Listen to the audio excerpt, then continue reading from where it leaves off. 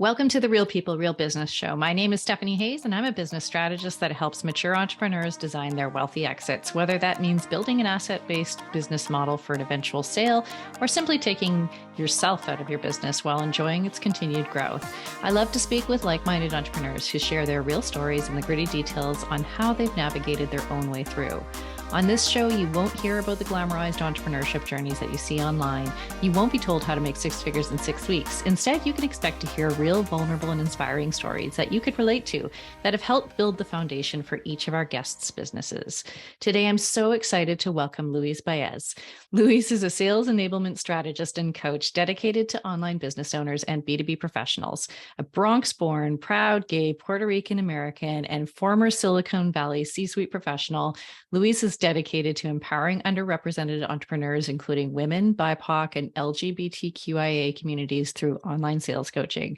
In 2017, after years of working in some of the biggest Silicon Valley startups, think LinkedIn, Google, Uber, Tesla, and more, Luis began to teach impassioned online business owners how to scale their revenues and impact by creating and selling high-end offers. Today, Luis is the Global Director of Revenue Enablement at Deputy, not to mention a published author through the internationally recognized Madecraft organization, which includes the incredibly popular LinkedIn Learning course taken by over 11,000 people to date. Welcome to the show, Luis, and thank you so much for taking the time to share your story today. Thank you for having me, Stephanie. I am super excited to connect with you and then share my story with your audience. So we probably could have used the entire show just reading out your credentials. So let's dig into it. Tell me from the beginning, how did this all, that's a lot. It's been a busy time. I am someone that will grab the bull by the horns and just see where it goes, even if it plops me off to the side. But the very long story short is I am the first person in my family to ever pursue an education. So I was the first to finish high school, first to go to college. And in the process, I thought I wanted to be a doctor. That didn't quite work out. I thought I wanted to be a lawyer, dropped out of law school. And so I then pursued a career in sales very accidentally. I was talking to a best friend of mine who was in the marketing department at WebMD. She said, you don't realize it, but you've got this gift. You've got this magnetic, personality, and you have a way of just commanding attention. So I wonder if sales might be for you. So I stepped in through 8 rounds of interviews, knowing nothing about sales or advertising or anything tech related. I just threw myself in. And I walked away with my first sales job. The rest has been history. Just as you read off, I've been quite busy since then, just climbing that ladder and finding myself in the process.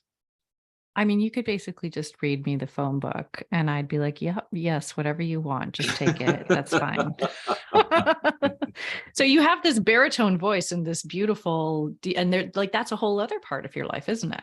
Yeah, I think it's funny that you bring that up because I always tell people I like to show up and serve beard and baritone. I have a beard that I've grown out for some time, and the baritone voice I've been told has been very commanding. And I've also been told I should think about being like a jazz radio host at some point in my career. Oh, I could totally see it.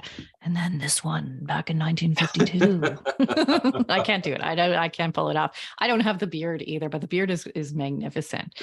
So you jumped into sales, and sales came naturally because you're engaging, you've got that read of people. And as you grew, you were, working with different organizations, and now you're serving entrepreneurs one-on-one. Yeah. Is that correct? Yeah. Yes. So how did that evolve? Yeah, that was all an accident. So I reached a point in my career where I was, a cog in a machine and, waiting forever and ever for that big opportunity to be that VP of sales and move up in rank. I wanted just something. I was hungry for something just intellectually and just wanting to chomp at something else. And a friend of mine just started tapping my shoulder and saying, hey, you've had a lot of success in attracting these really amazing companies to recruit you. How did you do it? Can you teach me?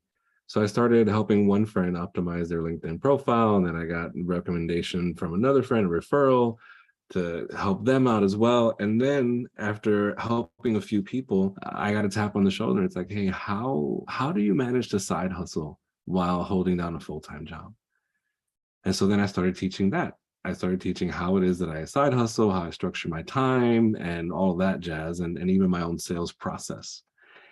And then I just went down this rabbit hole, and I ended up looking at all these ways to expand my influence and my impact, moving away from doing one-on-one work, doing online courses and online group coaching experiences, and designing all these ways that people can learn how to start and manage their own business and develop their own confidence in selling. I find that there's a lot of people that enter the online business space in particular. They're very impassioned about what they do, and they learn a lot of marketing strategies from online gurus and such.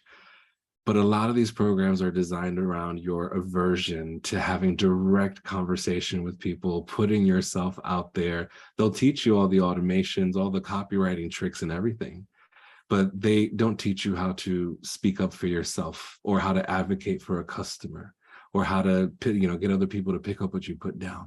So I saw this glaring gap in the industry, and I said, this is where I pour in. I bring the experience that I've had to the table, to the people that need it most. I mean, I work with a lot of entrepreneurs, and it is the number one challenge that they all have. And, it's so wonderful that we finally have all these people coming forward with their skills and their creativity and their unique perspectives on the world. And it's absolutely critical. And I think entrepreneurship is going to save us as humanity, but that's a whole other topic of another show. But they struggle so much with the sales piece. Like, it's hands down. It's the biggest roadblock for a lot of these entrepreneurs, because they still perceive it as smarmy, or, women especially. We have been told to not ask for things. And we've been told that we're not nice if we ask for things, and we shouldn't be selfish. And if we die, the nicest thing people could say about us is that we were nice.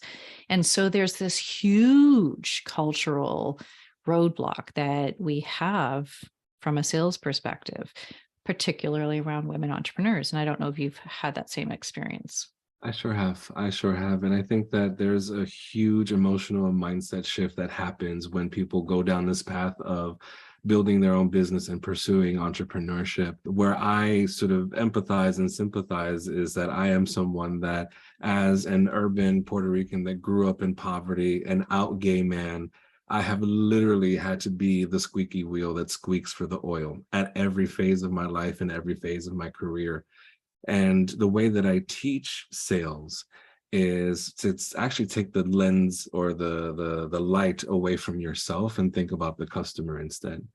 Right? Like, I have always spoken up on my own behalf or my own need, sort of out of survival and a desire for growth and a better life. But then I reached a point, particularly in my career, where it just wasn't about me.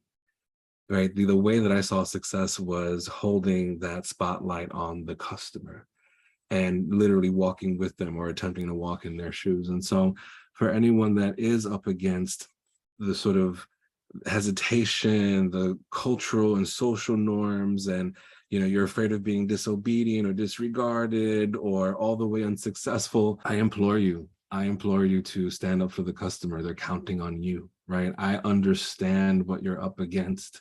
I also want to exemplify so many people for you that inspired you along the way to even step up into entrepreneurship.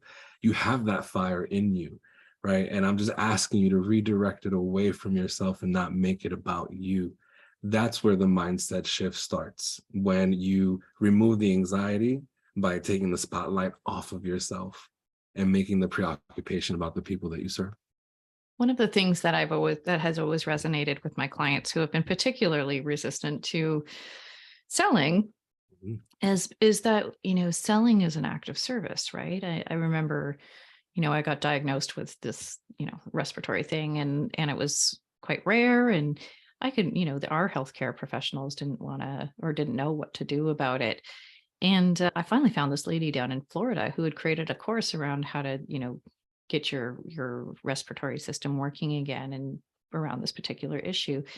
And if Mhm. she hadn't been out there, posting ads and what have you, I would never have been able to fix something, right? Or get the help that I needed. And so when you reframe it like that selling, like making your unique skills available to the rest of the world, is a service to them. If you really believe that what you're doing is helping, Yeah. then not letting people know or not telling people that it's available to them is actually like making it harder on them, isn't it? Absolutely. And I think not only do you want to, put yourself out there and let it be known and create visibility around what you do, but I think to go a step further, think about the impact that you can make by reaching out to someone and tapping their shoulder. If you see someone actively, going through something, struggling with something, stuck on something, and you're witness to it on social media, in person, at a conference, however it is that you move through your day in your business, that person will just remain where they are until someone like you steps in to help them be the hero in the narrative and tap their shoulder and say, I've got the magic potion, right? Come rub this genie over here. I got you. I got you. I guess it depends on what you're selling, right? Yeah. But I think, I think this is especially true for people who are building personal brands. And I think the rub there, we're talking about rubbing a lot, but the challenge there is that, when you're building a personal brand, you think it has to be all about you, right? Mm, yeah. You do take it very personally, whether you succeed or don't, or how it is that you're perceived in every aspect of your personal brand. And that's why I implore you to take the spotlight off of yourself, right? The brand exists to attract the right people who need your services and are fit, or your product, and are the fit for it. But beyond being that sort of magnetic pull, after someone's in your gravitational pull, you've got to really love up on them, right? It has to be not so much about how mocked up your photos are, but really how it is that you help someone see those results. Yeah, everybody wants to believe in their story. And I think it's the same reason that on the flip side, a lot of people are able to sell things that actually don't have a lot of impact, but they've learned how to tell a story and how to help their customers envision themselves having those results. And sometimes, you know, that those results aren't going to happen, but people are driven by hope, and all they need is the teeniest little bit of hope that Yeah. just maybe that could be my story too, even if the chances of that happening are very slim. And so this is where I get into the rub around. There's the rub again. See what you've done. This is where I get into all the challenge that I have with a lot of these kind of online marketers and online programs, and the substance that we're seeing emerge from them or not. Mhm. So the online business world is an interesting place to be, and I know that you have spent a lot of time in startups and in high growth businesses. So what are you taking from those experiences and helping these online entrepreneurs develop?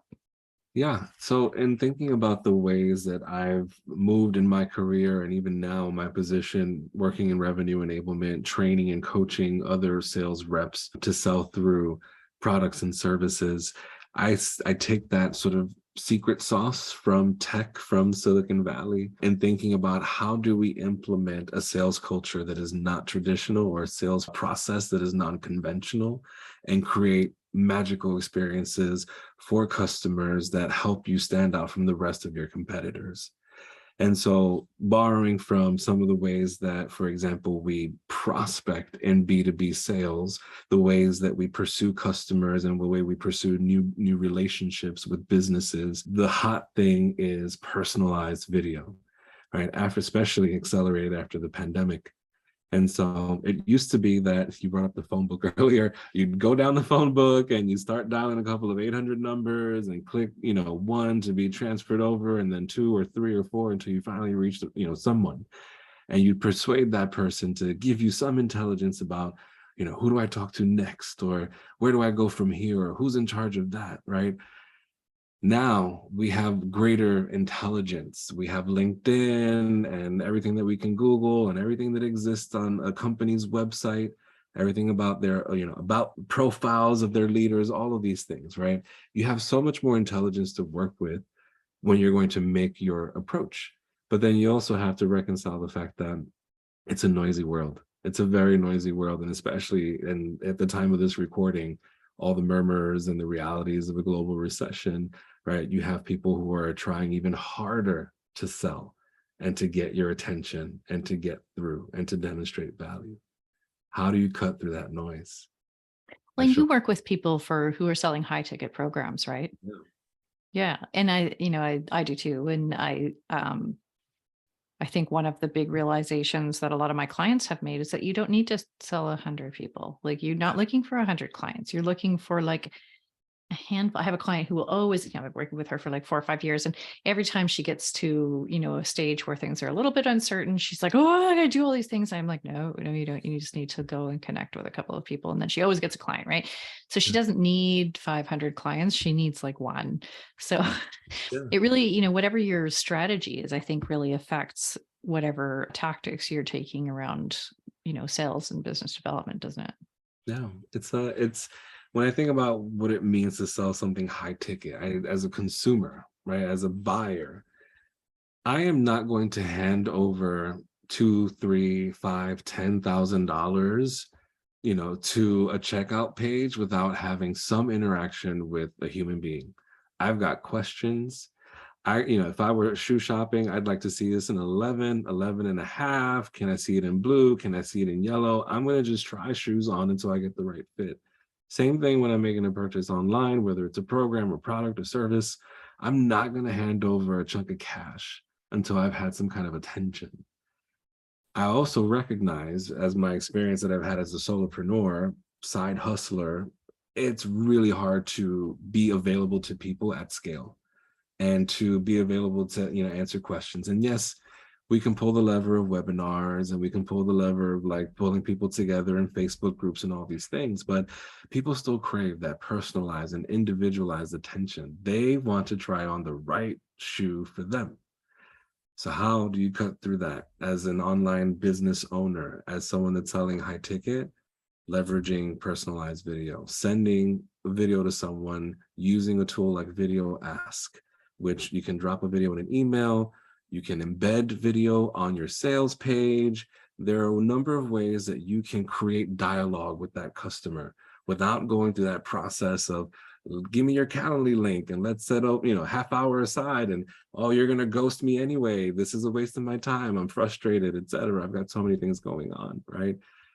That's how you solve for that frustration without leaving that person hanging, is that you invite them to an asynchronous conversation with you, to talk to you on their terms, on their time. I love that. And I know I started using Bonjoro when it first came out, and I was like, this is fantastic. And just when I signed up, I remember the CEO sent me a video. And Yeah. he's like, hey, and it wasn't canned, it was for me. And the whole thing is that you're making people feel special, and Yeah. they'll remember that someone makes them feel special and that somebody actually took an interest in them. And I think that's super critical for high ticket sales. And we can't adopt the same sales strategy that we learn in all of the scale up your business and sell a membership and blah, blah, blah. Most of it's irrelevant Yeah. for selling one-on-one. And this is all about relationship development and all about how you make somebody feel. Yeah. And it's also at this point, with the market being as saturated as it is, it also becomes like such a predictable experience. Like, I'm going to enter my email, you're going to hit me with like a couple of automated messages, and then you're going to push me through the next landing page, etc. If you can deliver an experience that interrupts that expectation, that's when you create differentiation. It's like, whoa, I didn't expect a human being to be present in my buying journey. That's awesome. Yeah. What do you okay, I have to ask you this. What do you think of this new sort of trend for these mystery offers? I mean, this is really just a sales tactic, right? And you see a lot of these sort of high ticket coaches who are launching these mystery offers, and something about the intrigue is making people buy them. I'm not sure I would shell out 10 grand for something I didn't know what I was getting, but that's all because they trust and have developed a relationship with that person, right? Yeah. Absolutely. You can only get away with selling something on a mystery basis if you have a strong following, if you've developed a strong relationship and added a lot of value there, or if you've got repeat customers, right? That's the more likely outcome for someone to sort of, invest with you without knowing what they're getting into. But I am someone that is really big on transparency, right? Like, I don't like to create false urgency. I know that you can smell sleaziness, and I'm very sensitive to that as someone who teaches sales. It's like, I don't actually practice any sharky or sleazy method. And the way that I've been able to grow and stand out in my career is the fact that I'm not pushing something, right? I walk into a conversation, I go, Stephanie, talk to me. Like, what's keeping you up at night? How do I make you the hero when you walk into the next meeting with someone? What do you need? What can I build for you? Right? That is unexpected. People are usually expecting me to pull out a menu of options and say, well, if you buy this now, before the end of this call, I'll throw in these other 3 things for free, right? Like that's just not my methodology. That's not what I teach. No, and I think you have to, I think it really resonates. It depends on who you are, but I know I've had client or potential clients who have come back to me after a sales call and said, I really want to tell you how much I appreciate the fact that there was never a push. There was never like this false urgency, because I know, and I know that they know, that whether they decide to do something now or in 3 months from now, it's not going to, live or die. They're not going to live or die by it. Right. And so I don't want to take somebody on who feels uncomfortable or feels like they've been pushed into something. So high ticket sales is it's fragile, right? And the more you can get someone talking about themselves, I think the better the chance of you progressing that conversation, right?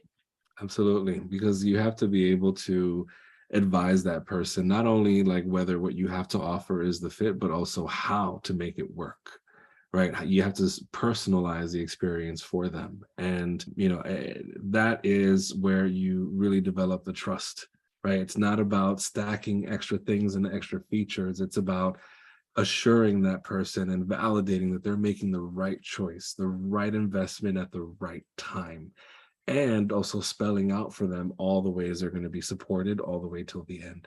If you can make that the focal point versus like upselling right away, then you'll get that person over that hurdle and that anxiety of making a significant investment with you. Yeah, they want to be able to envision what it's going to look like and what they and believe that they can do it. I think a lot of people come into sales conversations and their big objection is that they don't believe that they can have the results. And that's up to you, right? That's your job to fix that, right? Absolutely. You have to Yeah. assume the right role. I actually encourage people to stop selling, right? You're the Yeah. coach, you're the consultant, you're the advisor, you're the business bestie. Like wear any other hat but the salesperson's hat. I don't know, I could do business bestie, but I could certainly do coach and mentor. So tell me a little bit more about your business. So who are you selling to? Yeah, I work with individuals, entrepreneurs, B2B sales professionals who are really focused on developing their confidence, their aptitude, and their core competencies around sales. So I'll work with individuals who work in B2B sales who are reps right now that are struggling to hit their numbers given where the economy is. So I'll look at their entire sales process. We'll look at optimizing the way that they show up. With business owners, I remind entrepreneurs, you're always going to be salesperson number one in your business. And the sooner you develop that capacity and that confidence, the sooner you can pass the torch on to your first sales hire and the rest of the sales team that you might build. And so with online business owners, I help them step into that seat as salesperson number one. I help them hire, recruit the right sales leader for their organization. I also help them adopt and implement a sales playbook, all the right tools, all the right processes designed for their customer experience. Awesome. I love it. Well, you said processes, and so I was like, I'm there. I come from the tech world, and I come from years in software and technology development. And so for me, processes and systems are like Yes. necessary, even in a very creative business, right? And I think to your point, as a CEO of a business, even if it's grown past it being just you are still selling. Even Yeah. if you're not the one selling to customers, you're selling to investors. You're selling to the community that wants to support you. You're selling to your peers. And so that skill set of selling, I think, is not just about landing a customer, but it's about creating influence, isn't it? Precisely. Yeah. Creating that influence and that impact. It's all about being that persuasive energy behind a vision. So do you work with your clients at all on kind of the other stuff outside of just the sales conversation and the conversion process, because that all needs to be supported by the brand building, by the marketing, by all of the showing up in different ways. Is that sort of part of your scope? Yeah, so I look at the ways that like the marketing engine speaks to the sales engine, also speaking to the customer success engine. So it's not just about finding the customer and closing the sale. It's about ensuring their success once they've made the investment with you. That's the relationship just doesn't end because of a credit card swipe. And so I look at really the full scope of how do we find customers, attract them, what kind of experience do we create for them when we engage in conversations with them? And then what is the onboarding experience like after they decide to invest? How do we ensure that success beyond? So we look at the full scope of that customer experience when we're looking at a business's strategy. Well, and you kind of have to, right? Because I would imagine that if that's not integrated and aligned, then you have a much more difficult time being successful in your sales conversations. Yeah, and all of these functions within a business need to share intelligence, right? Like marketing will always understand the psychology of the customer when they're coming in the door, which influences the sales process and the way that you design the buying experience. But then that also translates to their expectations once they do sign, and that needs to be communicated. Or, if they're having trouble beyond making the investment and seeing success, where are the hiccups? Because we also have to avoid overpromising things or selling things that we can't fulfill. So all of these functions have to have communication within a business. And for how long will you typically work with a customer? Yeah, minimum 3 months if we want to see Mhm. any sort of impact. And if we're working in that sort of short-term basis, we're really focused on strategy and aligning all the right resources around execution.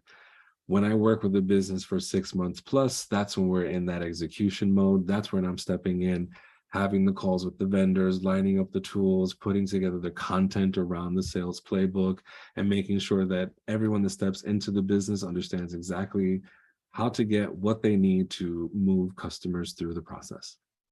And you're still working, you're working with another organization now, right? Yeah, I have a full-time job. I am a global revenue enablement at a startup.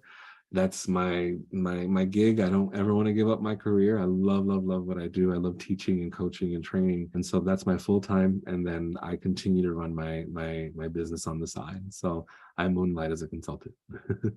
You're a side hustler teaching other side hustlers. I like it.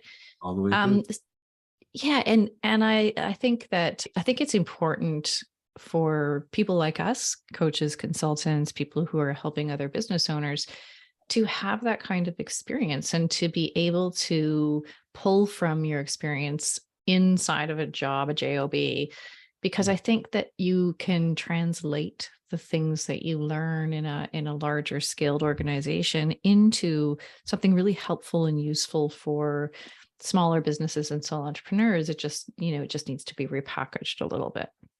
Yeah, and I invite people to consider like building the business on your terms and building the business of your dreams. I am not someone that has this vision of owning a Fortune 500 company someday. That nothing about that appeals to me. I have had the experience of working as a leader in a Fortune 500 company. Thankful for it. Thankful for the way that it molded me into the professional that I am. Certainly not my aspiration as an entrepreneur. I actually don't even care to be an entrepreneur. My ultimate goal is to be a philanthropist, right? I'm trying to figure out a way to build a money-making engine that then puts me in a position to invest in the right organizations, politicians, local businesses, and all the things in the communities that matter to me. That's the position I ultimately want to step into. So entrepreneurship is enabling you to become a change maker. I love it. Yes.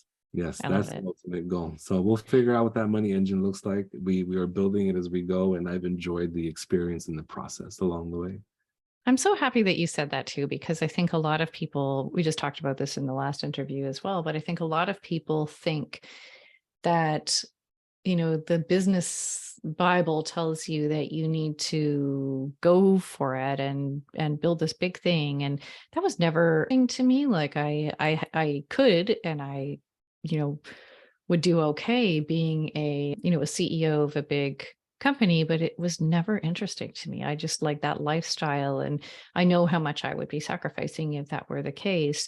And so I think it's okay, like it's normalizing the fact that we don't want to, we don't want to build some big, industry Yeah, leader, right? That's for other people, and that's fine. But as long as you build your business to be aligned with what you want from your life, I think exactly. that's the critical piece. Absolutely. Awesome. I'm also not one of these people that's like, so tied to being the founder and the CEO of something. I am okay with being the founder, passing the torch to someone else that really wants that CEO title, while I focus again on the philanthropic work that comes from the money engine, right? I am okay with that. I don't need to be the end all be all face of everything. I have other goals. I love it. I have a question that I ask everyone who is on the show. And this show is about, getting into sort of the nitty gritty and the real stories. What is the difference between what we see out there in the online business world and the business world in general? And what's real about being an entrepreneur? Ooh, wow. I think the biggest lesson that I've learned is that it is not all on me. I think that we often sell this image of, the personal brand, the bootstrapping experience. I created this one magical Google Doc that helped me generate my first 100,000 in online revenue that I reinvested into this other engine, et cetera, et cetera. I walked down this path and I burnt out, and I started really not liking my business or the work that I was doing. And it showed in the quality of the work that I was producing, right? I think that the reality of building a successful business means that you have to let other people in. You've got to take investment, you've got to take advice, you've got to take coaching, right? It's not all on you. We're not impressed, by it all being on you. We're more impressed by you embracing that part of your job as an entrepreneur is creating jobs, it's creating opportunities, it's bringing other people on the journey with you. And if I had to start all over again, I would start with cash in hand or with an investor running with me, right? I would not be struggling as much as I did to get started. I would invest in some core, operational things from the start, hire the certain people, that I neglected to hire for a really long time. That would be the way that I would start. I would flip the narrative on its head, and I would say that start with cash in hand. Hold on to that full-time job, start that extra little savings account, start with cash in hand. I love it. I mean, that is one of the best answers I've had yet. It's great. Awesome. Okay, well, we're coming up on time. I want to thank you for taking the time to chat with me today. Can you tell our listeners how they can find you? Yeah, not only do I want you to hang out with me, but I want to actually teach you. I'm a teacher, I'm a trainer and a coach at heart.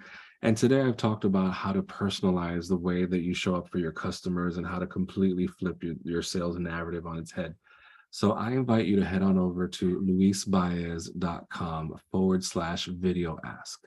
I'm going to walk you through step by step how to use personalized video in less than 5 minutes right from your smartphone so you can start seeing results right away. Oh, I love it. I'm going to go there right after this interview, and I'm going to go check it out myself because I love Video Ask. I love Bonjoro. I love the level that it took our sales conversations to. Awesome. Absolutely. Okay, well, we're going to wrap it up. And I'm so happy that we had the opportunity to chat with Luis today to hear more about how his business came to be, his experiences along the way, and what the future of the business entails. And thank you for tuning into this episode of the Real People, Real Business Show, where we get the real entrepreneurial stories and journeys that you can relate to. The show notes, resources, and links from this episode are available on my website and social media platforms. If you've enjoyed today's content, I'd love for you to give us a review on whatever platform you're on to help us share these genuine stories with an even bigger audience. Until next time, keep building, keep dreaming, and keep being real.